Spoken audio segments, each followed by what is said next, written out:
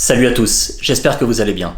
Dans cette vidéo, je vous présente 3 statistiques avancées de manière simple et claire pour mieux comprendre et analyser le baseball. Au baseball, presque tout le monde connaît les statistiques relativement simples pour comprendre le jeu, c'est-à-dire en attaque les hits, les home runs, les runs, les RBI, les doubles et les stolen bases. De l'autre côté, pour le pitching, ces statistiques qui sont simples vont être les innings pitched, l'ERA, les strikeouts par 9 innings et les base on ball par 9 innings. La première statistique avancée que je vais vous présenter aujourd'hui, c'est l'on base percentage, OBP. C'est une statistique qui est clé pour analyser les joueurs en attaque et elle est plus complète que l'average. Comment est-ce qu'elle se décompose? Donc tout d'abord, on va prendre les hits plus les base on balls et on va ajouter les joueurs quand ils sont hit by pitch, donc quand ils sont touchés par une balle. Et on va diviser ça par les at-bats, par les base on balls, par les fois où les joueurs sont touchés par un lancer et par les sacrifice flies. Si jamais il y a un terme qui vous manque, n'hésitez pas à regarder dans un lexique de baseball, ça devrait vous aider. L'OBP, l'on base percentage, va mesurer la fréquence à laquelle un joueur en attaque réussit à arriver sur base. Donc c'est un indicateur qui est plus complet que l'average. La valeur de l'OBP, c'est que ça dépasse les simples hits et ça incorpore la patience à la plate, la discipline à la strike zone et donc la fréquence à obtenir des base on balls et à aller sur la première base. Prenons un exemple simple à titre d'illustration. C'est un exemple qui est hypothétique. Disons qu'Aaron Judge arrive sur une saison complète à 300 d'average. Donc sur 30% de ses at-bats, il a obtenu un hit. Et disons que son OBP, ensuite, est de 40%, donc de 400 tel qu'on l'indique aux États-Unis. Eh bien, ça va indiquer que 10% donc de ses at-bats et de son OBP a été réussi via des base on balls et également des hit by pitch. Ça nous donne une métrique qui est plus complète, qui va indiquer que Judge non seulement a eu 30% donc d'average, mais 40% au total d'on-base percentage. Maintenant que l'on sait ça, comment est-ce qu'on mesure le succès avec l'OBP?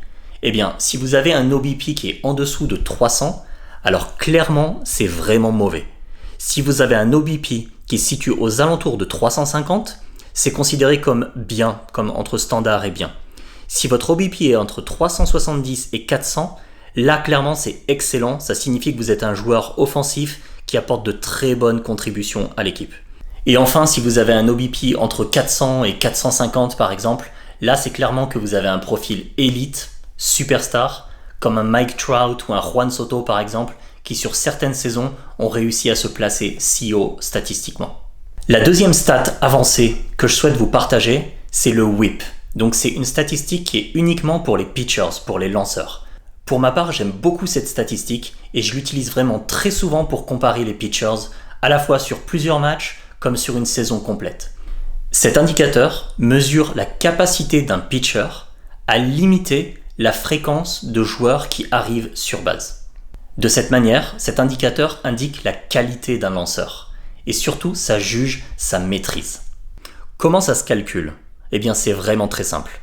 Ce sont les hits encaissés par le pitcher plus les base on balls encaissés aussi par le pitcher divisés par les innings qu'il a pitchés. Et maintenant, d'un point de vue des résultats, comment est-ce qu'on mesure un très bon whip versus un mauvais whip?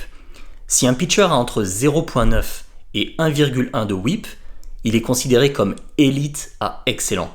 Si son whip en revanche se situe entre 1.2 et 1.3, c'est considéré comme normal, comme bon. En revanche, si son whip est entre 1.4 ou 1.5 jusqu'à 1.8, là franchement c'est un pitcher qui a des gros problèmes de contrôle et de précision dans ses lancers, et la conséquence directe, ça ne manque pas, c'est quasiment toujours le cas, c'est que son ERA va être très mauvaise. Je vous donne 2 exemples à titre d'illustration qui sont clairs et simples. Prenons par exemple, disons Tarik Skubal, qui dans ce cas d'illustration aurait pitché 7 innings, aurait encaissé 4 hits, laissé passer une base on ball, aurait encaissé un run et aurait eu 8 strikeouts.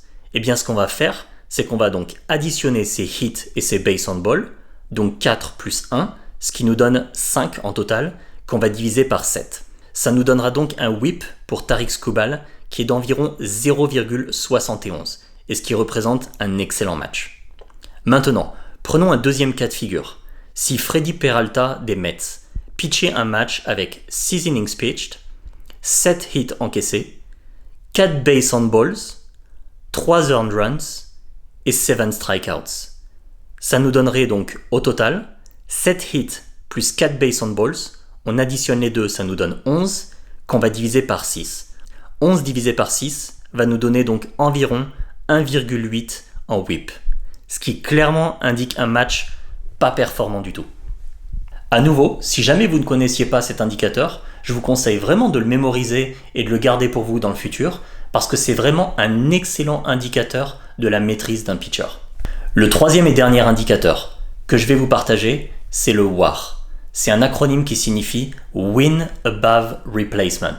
C'est une statistique majeure du baseball moderne. Et ça va mesurer et analyser le nombre de victoires qu'un joueur spécifique rapporte à son équipe par rapport à un joueur considéré comme remplaçable. Donc par exemple un joueur de banc.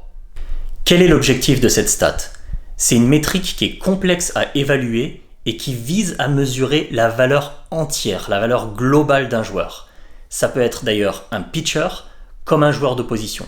Si c'est un joueur de position, ça va englober ses performances en attaque, mais également en base running et aussi en défense. Donc c'est vraiment très holistique et très complet dans l'évaluation de la performance.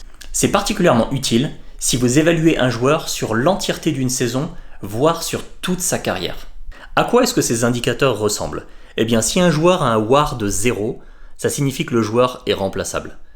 Avec un WAR de 2, ça nous indique que c'est un joueur qui est correct. Avoir un WAR de 5 signifie clairement que le joueur est d'un calibre All-Star. Et en revanche, avoir un WAR qui va atteindre jusqu'à 8, là nous indique généralement une saison de MVP. Je vous donne 2 exemples concrets. En 2025, Shohei Ohtani des Dodgers a eu un WAR de 9,5 sur l'ensemble de la saison. Dans son cas particulier, c'est spécial parce que ça va inclure et cumuler le hitting et le pitching, vu qu'il est présent sur les 2 dimensions. Le deuxième exemple que je vais vous donner, c'est celui d'Albert Pujols, la légende des Saint Louis Cardinals. Il a obtenu un WAR sur l'ensemble de sa carrière de 100, ce qui clairement montre un statut de légende du baseball. On considère qu'un joueur Hall of Fame obtient un WAR d'environ 60, à titre d'exemple. En conclusion, je vous ai présenté 3 stats avancées qui sont vraiment très utiles pour mieux comprendre le baseball, un sport qui utilise beaucoup de statistiques et qui parfois peut être complexe à comprendre.